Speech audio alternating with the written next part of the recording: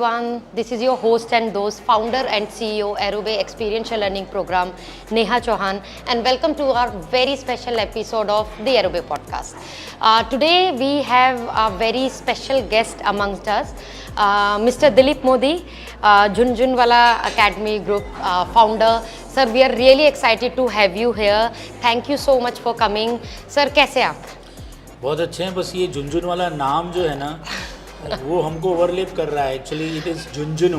The name of the town is Jhunjhunu and the name of the school is Jhunjhunu academy. Jhunjhunu academy. Yeah. Right.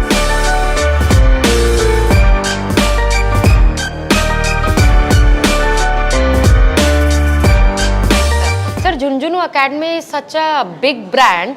Right. How do you deal with all the pressure?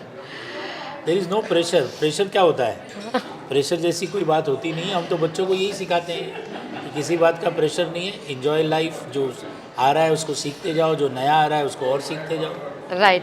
तो sir, pressure- बात तो ठीक है आपकी, पर बचपन से हमें एक चीज़ सिखाई थी कि वो एक जो साइकिल होता है कि आप पहले 12th ख़त्म करो. जैसे मेरे फादर आर्मी में हैं, तो मैंने 12th ख़त्म किया. फिर था कि नहीं, आप फॉरेन जाके अपना एरोस्पेस ख़त्म करो. वो ख़त्म हुआ, फिर पोस्ट ग्रेजुएशन ख़त्म करो. फिर मैंने डिसाइड किया कि नहीं, मुझे अब अपना कंपनी स्टार्ट करना है.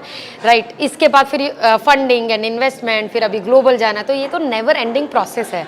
आपने आज इस स्टेज पे जब सब कुछ ऑलरेडी अचीव कर लिया है, तो आज की डेट में what goes through your mind? आप इज देयर एनीथिंग जो आप अभी भी लुक फॉरवर्ड करते हैं, या फिर आपने सारी सक्सेस अचीव कर लिया है?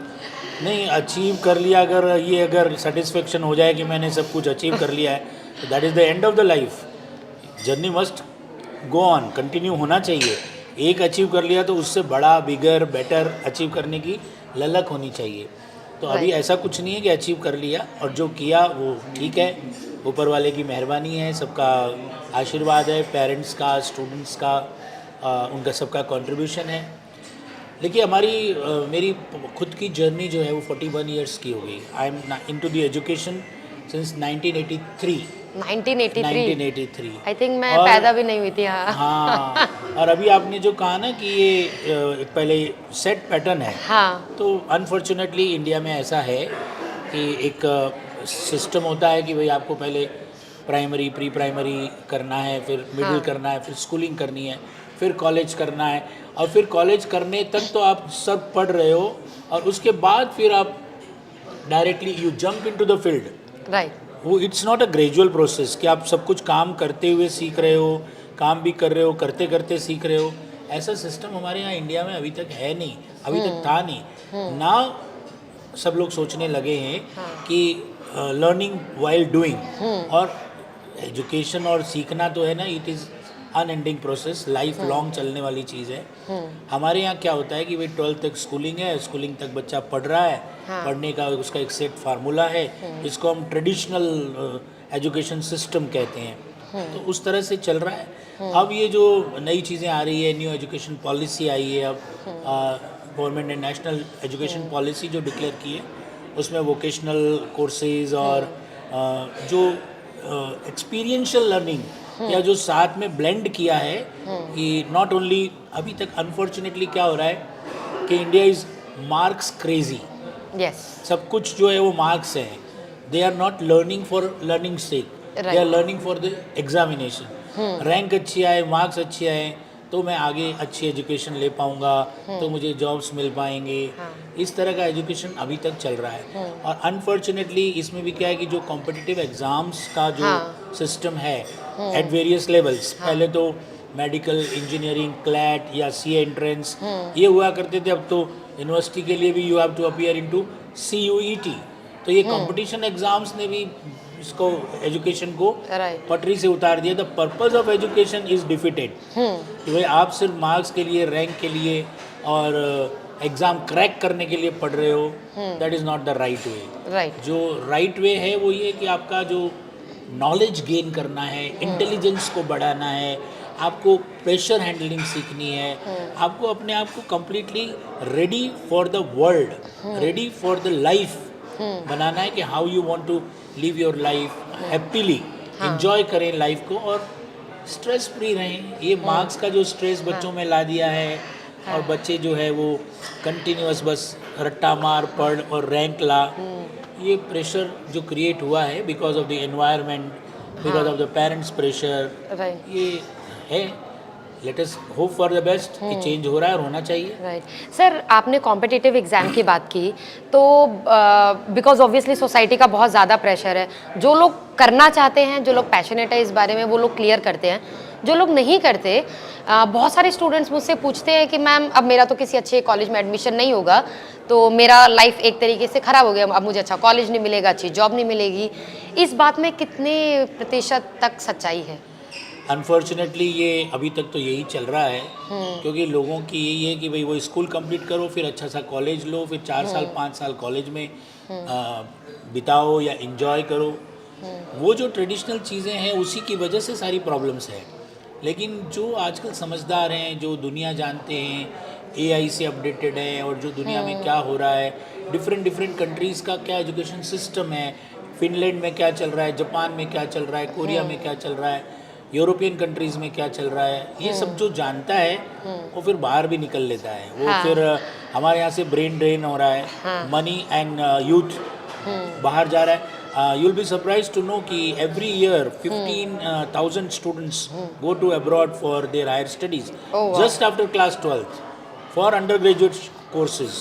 तो ये इसीलिए हो रहा है ना कि यहाँ का जो एजुकेशन सिस्टम है वो ट्रैक पे, उसी पुराने ट्रैक पे चल रहा है। जबकि जो ज़रूरत है, मार्केट की डिमांड एंड सप्लाई का जब हम रोल समझते हैं तो ज़रूरत किसी और चीज़ की है। There is a mismatch between what industry wants and what education is supplying। Exactly, तो सप्लाई एंड डिमांड का मिसमैच हो रहा है। Right. तो जो इसको समझता है वो तो अपना बना लेता है करियर। आप कॉलेज में मुझे अगर नहीं पढ़ाएंगे तो मैं ऑनलाइन पढ़ लूँगा, मुझे और कहीं से पढ़ने को मिलेगा, मैं सीख लूँगा। लेकिन अभी तक तो क्या था कि एक है कि इतना पढ़ाई करो, कॉलेज करो, फिर जॉब के लिए जाओ। जॉब देने के बारे में कोई नहीं सोचता था, जॉब लेने के बारे में सोचते थे। तो अभी तो सब कुछ एक ही सेट पैटर्न चल रहा है। इवन गाँव में तो और ज़्यादा बुरा हाल है कि वहाँ तो लोग सिर्फ गवर्नमेंट जॉब्स चाहते हैं। बड़ी सिटीज़ में जब जाते हैं हम तो वो कॉरपोरेट की बातें या उस तरह की जॉब्स की तो सोचते हैं। गाँव में तो वो भी कोई नहीं सोचता। गाँव में तो या तो चाहिए मुझे कोई गवर्नमेंट की जॉब मिल जाए, पुलिस बन जाऊँ, सिपाही बन जाऊँ, आर्मी में चला जाऊँ, या कोई ना कोई चाहे क्लर्क का, प्यून का, या कोई भी गवर्नमेंट जॉब मिल जाए। तो वो सब चीज़ें तोड़नी पड़ेगी। वो तो एक बहुत बड़ा फैक्टर है सर। जैसे कि आपने स्किल बेस्ड एजुकेशन की स्टार्टिंग में बात की थी, तो कहीं ना कहीं वो शायद यूनिवर्सिटी में बहुत ज़्यादा लाइक अभी भी प्रॉब्लमेटिक सिचुएशन है। जैसे मेरे फादर ने जब मुझे लंदन भेजा पढ़ने के लिए, तो वहाँ की यूनिवर्सिटी बहुत अलग तरीके से ऑपरेट करती थी। हमारे उतने असेसमेंट या वाइवाज नहीं होते थे, बट हमारे प्रैक्टिकल वाले पीरियड्स बहुत ज़्यादा होते थे, जहाँ हमें सच में इंजन्स पे जाना है, काम करना है। अभी भी अपने कॉलेजेस में वो वाला इकोसिस्टम बहुत जगह मिसिंग है कि लैब्स हैं बट उतनी एडवांस लैब्स नहीं है, या फिर फैकल्टी एक बहुत बड़ा, ये मेरा फॉलोअप क्वेश्चन भी है कि हर कोई टीचर नहीं बनना चाहता। आई डोंट नो कि एक सैड रियलिटी है। टीचर बनना भी नहीं चाहता, और कोई भी पेरेंट अपने बच्चे को टीचर बनाना भी नहीं चाहता। पर सर ये तो सबसे टॉप मोस्ट प्रोफेशन होना चाहिए। नहीं है, बिकॉज क्या है ना कि रेम्यूनरेशन जो टीचिंग प्रोफेशन में जो आपको रेम्यूनरेशन मिलता है या जो सैलरीज पर्क्स मिलते हैं वो सेटिस्फैक्ट्री नहीं है। जो कॉर्पोरेट वर्ल्ड की अगर हम बात करें तो आज हमारे यहाँ के टीचर्स को अगर हम देखते हैं ना, तो जिस बच्चे को उन्होंने 12th तक पढ़ाया और उनको लगता था कि ये एवरेज स्टूडेंट है, और ग्रेजुएशन करने के बाद पता चलता है कि ये तो इतने लाख रुपए का पैकेज ले रहा है, तो टीचर को ऐसा लगता है यार मैं क्या कर रहा हूँ, मैंने पढ़ाया, मैं तो आज वहाँ का वहीं हूँ, और मेरे हाथ से पढ़ाया हुआ बच्चा जो बिलो एवरेज था वो आज लाखों रुपए का पैकेज ले रहा है। तो ये जो फ़र्क है ना। अच्छा, आपने बताया कि भाई यूनिवर्सिटी का जो मामला है, तो यूनिवर्सिटी के कोर्सेज और सिलेबस अपडेटेड नहीं है। आज भी वो पुराने सिस्टम से पढ़ा रहे हैं, पुरानी चीज़ें पढ़ा रहे हैं, अकबर बाबर और वो पता नहीं क्या क्या, वही चीज़ें सारी सिखा रहे हैं। जो नई ज़रूरत है फील्ड में, जो ज़रूरत है, आज दुनिया बहुत बदल गई है, सिस्टम बहुत बदल गया है, टेक्नोलॉजी चेंज हो गई है, तो उस चेंज होने वाली टेक्नोलॉजी और सिस्टम के हिसाब से हमारी यूनिवर्सिटीज़, हमारे सिलेबस, हमारा पेडागॉजी, ये चेंज नहीं हुआ है। और चेंज नहीं हुआ है तो फिर वही बात है कि ग्रेजुएशन के बाद भी लोग कंपटीशन एग्ज़ाम्स देते देते कई साल अपने लगा देते हैं बिता देते हैं। और होता कुछ नहीं है, उनको कुछ नहीं मिलता है। और हम इसीलिए कहते हैं ना फील्ड में कि 85% engineers are not employable, yes yes, 85% MBAs are not employable, not कि एम्प्लॉयबल। वो सिर्फ किताब का नॉलेज लेते हैं, समाओ एग्ज़ाम पास करते हैं, प्रैक्टिकल नॉलेज नहीं है। और वो सीरियसली जब उनको पढ़ाया गया था तो अपडेटेड भी नहीं था, और उन्होंने पढ़ाई भी सिर्फ एग्ज़ाम पास करने के लिए की थी। और बहुत सारे लोग MBA सिर्फ इसलिए करने चले जाते हैं कि जॉब नहीं मिली तो चलो MBA कर लेते हैं। नहीं, वो पढ़ाई भी इसीलिए करते हैं कि और क्या करें, और क्या करेंगे। पढ़ाई के अलावा कुछ करने को है नहीं, इसलिए वो पढ़ रहे हैं। इट इज़ जस्ट 12 साल, 12 3 15 3 जो प्री प्राइमरी के हो गए, 15 साल स्कूलों के, हाँ। 4 साल ग्रेजुएशन, फिर पोस्ट ग्रेजुएशन, 18-20 साल तक तो केवल मस्ती में रहता है बच्चा, मस्ती में रहता है। उसको कुछ नहीं पता। और हमारे यहाँ पे जो फिल्मों में, टीवी सीरियल में या OTT पे जिस तरह से कॉलेज को, स्कूल को प्रोजेक्ट किया जाता है, उनको लगता है कि कॉलेज और स्कूल तो मज़े लेने की, मस्ती मारने की, गाने गाने की और डांस करने की जगह है। सबको लगता है यूनिवर्सिटी करण जौहर का सेट करण है। जौहर का सेट है और वहाँ पर तो बस डांस करना है और फ्लर्टिंग करनी है, मस्ती और बस मारनी है, हो जाएगा। कैंटीन में एंजॉय करना है। तो ये हमारे यहाँ पे कॉलेज का मतलब लोग समझते हैं। तो अनफॉर्चुनेट है ये। कि ना स्टूडेंट को समझ आता है अच्छे से, ना वो पोट्री भी अच्छे से हो रहा है। Correct, स्टूडेंट को correct, वो लॉजिक ही कभी समझ नहीं आता। सर आपका क्या होप है अपनी Gen Z generation? I think millennial चला गया है, अभी जेन जी Millennium आ भी गया चला है। गया है, जेन जी भी चला गया है। हाँ, अभी Gen अल्फा Alpha चल रहा है। जेन अल्फा चल रहा जेन है। अल्फा चल रहा है जी। ये आप बिलीव करते हैं ये जनरेशन कुछ कर नहीं, पाएगी? मेरे बिलीव करने या न करने से कुछ नहीं होता है। हाँ। ये जनरेशन गैप है, चेंज होता रहता है और change is inevitable. Right. Change तो होगा। Every 12 to 15 years generation change हो जाती है। उनका थॉट प्रोसेस, उनकी नॉलेज, उनकी लाइफ वैल्यूज़ और उनका सोचने का तरीका, लाइफ का तरीका, एक बहुत चेंज आ जाता है, ऑटोमेटिकली आ जाता है। कोई भी, हमने तो ये देखा है, मैं अभी मेरे इंस्टीट्यूशंस में 4th जनरेशन को देख रहा हूँ मैं, 4th जनरेशन को पढ़ा रहा हूँ। 1983 में जब मैंने मेरी जर्नी शुरू की थी तो मेरे पास जो पेरेंट्स अपने बच्चों को छोड़ने आते थे, एडमिशन कराने आते थे, वो अनपढ़ होते थे। उनके कपड़े बिल्कुल गांव के और उस तरह के होते थे। वो पढ़े लिखे नहीं होते थे। वो बड़ी विनम्रता से हाथ जोड़ के आते थे और कहते थे कि जी आप हमारे बच्चे को इंसान बना दो, इसको पढ़ा लिखा के किसी लायक बना दो, आप इसको कुछ भी करो, डांटो मारो, कुछ भी करो, लेकिन इसको कुछ अच्छा इंसान ये कहते थे वो। फिर थोड़ा 10-15 सालों के बाद थोड़ा जो नेक्स्ट जनरेशन आई, खुद पढ़े लिखे पेरेंट्स हो गए, विनम्र नहीं है अब वो। 3rd क्लास के पेरेंट्स बोलते हैं गूगल में जॉब लग जाएगी क्या? नहीं, अब तो स्कूल में आके हम जब 41 ईयर्स के बाद जब मैं बैठता हूँ तो पेरेंट्स जो पढ़े लिखे हैं, अब वो 3rd जनरेशन आने लग गई। उनके दादा दादी पढ़े लिखे, माँ बाप पढ़े लिखे, खुद पढ़े लिखे, और अब जब वो अपने इकलौते एक आध बच्चे को, जो बड़ी मुश्किल से हुआ है, उसको जब लेके आते हैं हमारे यहाँ पर, तो हमें सिखाते हैं कि आपको कैसे पढ़ाना है। ये चेंज आ गया है। वो कितनी प्रॉब्लमेटिक सिचुएशन है। बहुत प्रॉब्लमेटिक सिचुएशन है कि भाई हमको हमारा काम वो सिखाते हैं कि आप बच्चे को ऐसे पढ़ाओ, ये करो। ये क्या डिमांडिंग हो गए पेरेंट्स, और उनकी दे आर कंफ्यूज्ड। 25 जगह 25 तरह की बातें देखते हैं और अपने बच्चे को, एक छोटा सा जो बच्चा है, उसको सुपरमैन बनाना चाहते हैं। आज ही उसको सब कुछ बना देना चाहते हैं। They don't believe. पहले क्या होता था कि टीचर्स पे फेथ होता था, गुरु मानते थे। आपने जो सिखा दिया वो सही है। लेकिन आजकल न तो पेरेंट्स इस बात को मानते हैं, न बच्चा मानता है। बच्चा भी गूगल बाबा को पहले मानता है, गूगल को पहले मानेगा, हर चीज़ को वेरीफाई करेगा। तो टीचर्स के लिए जो वैल्यूज, जो रिस्पेक्ट और जो फेथ हुआ करता था, वो खत्म हो रहा है। And nobody can do anything about it, everybody is helpless. And sir, parents बच्चों को बहुत प्रोटेक्टिव भी रखते हैं ना, कि Pampering बाहर खेलने जाए, गिर ना जाए, मिट्टी लग जाएगी, गंदा हो जाएगा। हमारे टाइम पे क्या होता था कि हम स्कूल के बाद में या पहले खूब खेलते थे बाहर, ग्राउंड्स में, सड़कों पर, फ्रेंड्स के साथ में। हमको शाम को जबरदस्ती पकड़ के घर लाते थे कि अब तो घर चलो। और अब हालत ये है कि बच्चे को कहते हैं, कभी तो कमरे से बाहर निकलो, कमरे से नहीं, ये 4 इंच के डब्बे से बाहर निकलो, तुम कभी ग्राउंड में खेलने तो जाया करो। ये चेंज आ गया, उल्टा हो गया है बिल्कुल। और ये बहुत रिस्की है सर। अभी भी जब हम अपनी कंपनी में जब हम फ्रेशर हायर करते हैं, बोलने के लिए फ्रेश है लेकिन 4 साल की अपनी डिग्री तो की है। उनके पेरेंट्स उनको छोड़ने आते हैं ऑफिस में कि सब ठीक है ना, मेरे बच्चे को खाना मिल जाएगा ना। तो मुझे लगता है कि आप एक बार छोड़ दो ना, उसे सीख लेने दो और पता तो लगे कि रियल लाइफ अपना घर का सेफ एनवायरनमेंट नहीं है, बहुत कुछ। और वो अगर सेल्फ लर्निंग नहीं होगी तो फिर बच्चा कैसे सीखेगा? यही तो सबसे बड़ी प्रॉब्लम है ना, कि जो बच्चों को ओवर प्रोटेक्ट किया जा रहा है, पैम्परिंग की जा रही है, बच्चे को डिमांड से पहले सब कुछ दिया जा रहा है, उसको मांगने की ज़रूरत ही नहीं पड़ती। उससे पहले पेरेंट्स ये कहते हैं कि मेरे पास तो सब कुछ है, मैं बेटा तेरे लिए ही कमा रहा हूँ, और उसकी ज़रूरत के अनुसार नहीं, उससे पहले उससे ज़्यादा उसको ला करके ला के मिल जाता है। तो हमारे टाइम पे तो क्या होता था कि एक खिलौना हमको मांगना होता था, उसके लिए जिद करनी पड़ती थी, बहुत मिन्नतें करनी पड़ती थी, और तब भी उसकी शर्तें लगाई जाती थी कि तू एग्जाम में इतने नंबर लाएगा तो तुझे एक खिलौना मिलेगा।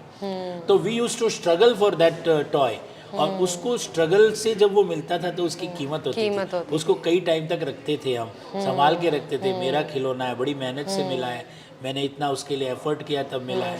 आजकल के बच्चों को एक दिन खिलौना ला के दो, तीसरे दिन वो पुराना है, तीसरे दिन उसको नया खिलौना चाहिए। तो आजकल कीमत नहीं है लोगों को। और तभी शायद उस टाइम डिप्रेशन रेट या शायद डिप्रेशन जैसा ऐसा कुछ चीज़ भी नहीं थी। डिप्रेशन, हाँ, हम लोगों को तो पता ही नहीं था अभी तो कि ये डिप्रेशन क्या होती है। ये तो रिसेंटली हम लोगों ने सुनना शुरू किया कि मेरे फ्रेंड ने मेरी फोटो पे लाइक नहीं किया तो अभी मैं डिप्रेस हूँ, डिप्रेशन हूँ मैं, लाइक नहीं किया, मेरे व्यूज़ नहीं आए, या मुझे मेरे फ्रेंड्स नहीं है उस पर, सोशल मीडिया पे मेरे फ्रेंड्स नहीं है।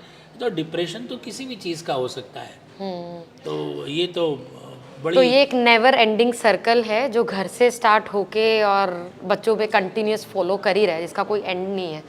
सर, मोदी जी बहुत बात करते हैं new India, startup in India, make in India. आपके लिए आज इंडिया की डेफिनेशन क्या है?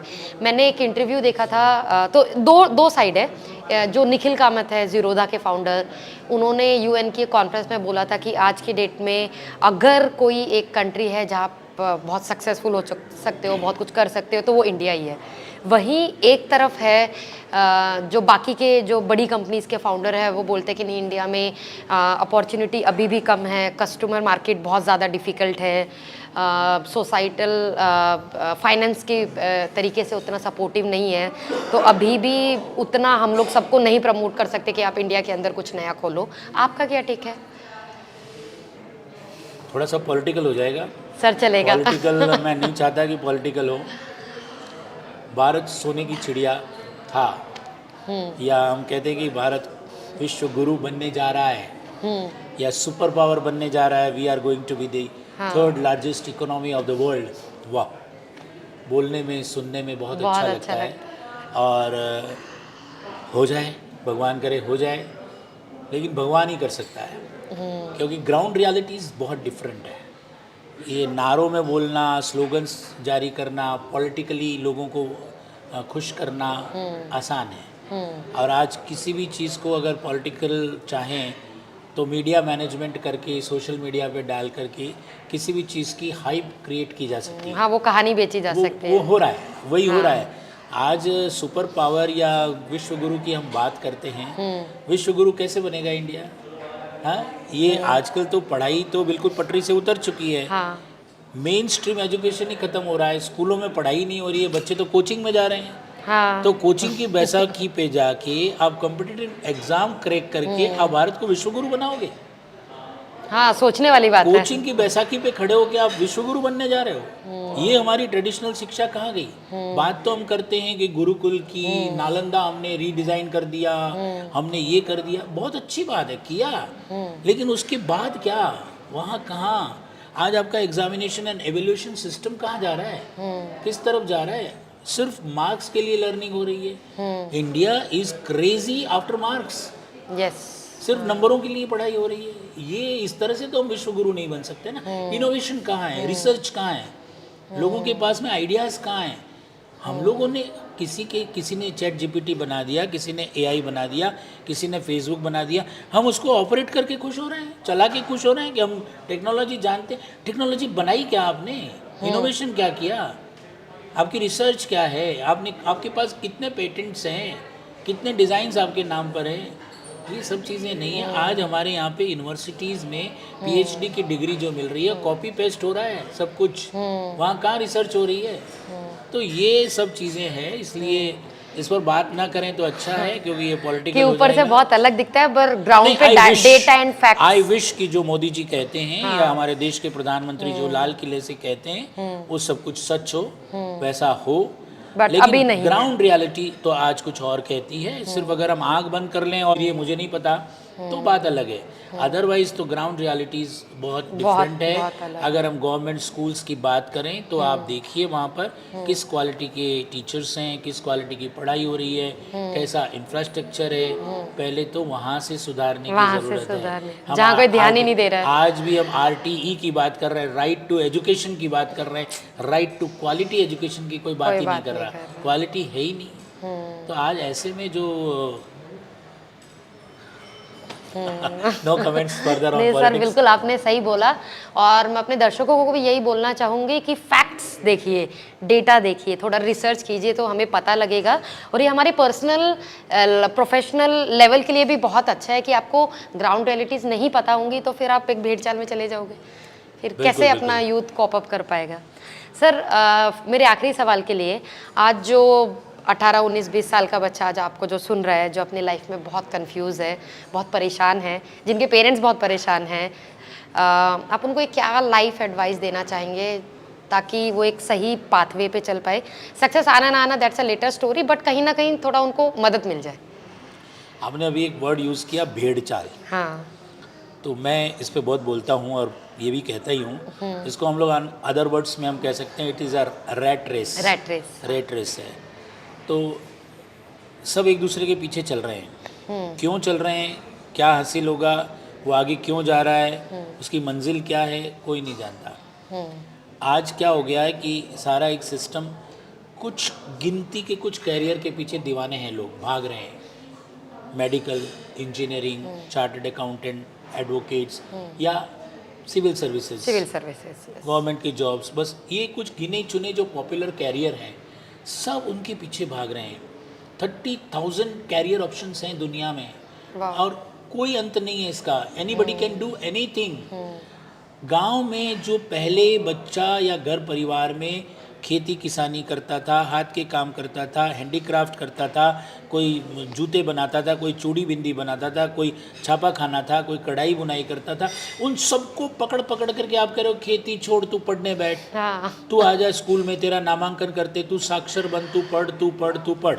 पहले तो उसको पढ़ने में लगाया। अब जो वो पढ़ लिख करके 12वीं क्लास तक आ गया तो कहते हैं अब तू वोकेशनल सीख, अब तू ट्रेडिशनल काम सीख। अरे पहले तो आपने उसको उल्टा कर दिया। तब पहले तो आपने उसको सपने दिखाए कि तू वाइट कॉलर जॉब लेगा और तू ऑफिस में एसी में बैठेगा, और बाद में उसको जब वहाँ तक आप 11वीं 12वीं तक तो जबरदस्ती पकड़ के उसको ले आए, क्योंकि 11वीं 12वीं तक तो फेल किया नहीं ना आपने उसको, नहीं किया। वहाँ तक तो फेल करने का सिस्टम ही हटा दिया आपने, बोर्ड तक तो कोई फेल करना ही नहीं है, तो वहाँ तक तो पहुँच गया। और वहाँ पहुँचने के बाद जब वो बेरोजगार होगा, आगे जॉब मांगेगा, तो उसको कहते हैं अब तू रोजगार सीख, अब तू वोकेशनल सीख, अब तू काम करना सीख, बढ़ई का काम कर, तू खेती बाड़ी सीख। और ये खेती बाड़ी सीखते हुए को अब उठा के ले आए यहाँ पर और कहते तू पढ़। जो पढ़ना नहीं चाहता, जो पढ़ नहीं सकता, जो अपने पेरेंट्स के साथ में अपना ट्रेडिशनल काम करता, देश की जीडीपी बढ़ाता, रोजगार खुद पैदा करता, 5 को और रोजगार देता, नई टेक्नोलॉजी सीखता, वहाँ अपने उस फील्ड में वहाँ तो उसको सिखाया नहीं। और अब आप जब वो पढ़ लिख करके नौकरी या जॉब मांगने लायक हो गया तो कहते हो कि बेटा अब तो तू बढ़ई बन, अब तो तू इलेक्ट्रिशियन बन, अब तो तू कारपेंटर बन। ये क्या है? तो whole system is messed up, बुरी तरह से ये सारा मैशअप है, कंफ्यूजन है। हमारे यहाँ पर प्रॉब्लम क्या है कि education is in the concurrent list. Centre कुछ कहता है, स्टेट्स कुछ और कहते हैं, सेंटर का कहना स्टेट्स नहीं मानते, एक पॉलिसी नहीं है, एक विजन नहीं है। Everybody is free to do whatever they want to do and ultimately nobody is being benefited. आपको खुद करना है, कर लो, सरकार के भरोसे मत रहो, सिस्टम के भरोसे मत रहो, अपना रास्ता खुद ढूंढो। और यही हो रहा है, जो समझदार है, बाकी तो जॉब के पीछे दुनिया जा रही है। 1 लाख लोग दौड़ते हैं तो 5 को जॉब मिलता है। जबकि आप अपना रोजगार खुद करो, अपने रोजगार के लायक खुद बनो, वो बनना कोई चाहता नहीं। क्योंकि ऐसी वही बोला ना कि रेट रेस है, अंधी दौड़ है, भेड़ चाल है, बस सब एक ही चीज़ के पीछे लगे हुए हैं। जॉब्स तो लिमिटेड है, वो लिमिटेड ही होंगे। आपको सबको तो जॉब्स मिल नहीं सकते ना। जॉब्स अगर सबको देने सरकार लग जाए तो फिर जॉब क्रिएट कौन करेगा? क्रिएट करने वाले भी तो होने चाहिए। इसलिए आप लोग जो हमें सुन रहे हैं, भेड़ चाल बंद कीजिए, खुद की समझ से सही पाथ चूज करके कुछ नई अपॉर्चुनिटी क्रिएट कीजिए एंड फिर व्हाई नॉट, जैसा कि सर ने बोला कि फिर भारत ग्रेट बनेगा। नहीं, Right, भारत तो बनेगा, ग्रेट तो बनेगा, बनाने वाले बनाएंगे इसको। हाँ, बट वही बात है कि जो काम गवर्नमेंट को करना चाहिए, जो भी गवर्नमेंट की देखिए प्रायोरिटी में एजुकेशन कभी था ही नहीं। उसका बजट एलोकेशन नहीं है। नेशनल एजुकेशन पॉलिसी कहती है कि 6% बजट अलॉट करो, अभी 3% भी नहीं है और वो भी प्रॉपरली एलोकेट नहीं होता है, जबकि 6% भी इनफ नहीं है। अगर आप एजुकेशन को रियली अपने ह्यूमन रिसोर्स को अपने देश का पावर बनाना चाहते हैं, जो कि बन सकता है। मुझे जहाँ तक जानकारी है 35 करोड़ to 40 करोड़ यूथ है इंडिया में, 40 करोड़ की यूथ है। उस यूथ पावर को प्रॉपरली यूटिलाइज नहीं किया गया है। ही नहीं कर पा रहे हैं। No, it's a very very interesting points, data जिस पे हमें वापस रिफ्लेक्ट बैक करना चाहिए and surely we can come up with a very good solution to it. Thank you so much sir pleasure is for mine. Joining Thank you so today's much. Podcast. I feel इसका एक part 2 होना चाहिए because this conversation is not part 2 enough. नहीं, part 3, 4, 5 yes, तो हम लोग multiple, ताकि और because- डिटेल में जाके करेक्ट, ये सारी एक चीजें। ऐसा टॉपिक है कि इस हाँ, पे बहुत कुछ बोला जा बहुत सकता कुछ बोला जा है। और फिर मेरा जो 41 इयर्स का जो पूरा भरा पड़ा हूँ, बैठा हाँ, है पूरा खूब सारा, यस तो आपने मौका Definitely, दिया, sir. बोलने का कुछ मौका दिया। Nee, thank you for coming today, sir, and definitely we need to have another podcast with you very, very soon. Thank you, Thank you so much, sir. Thank you. Thank you, everyone. Bye.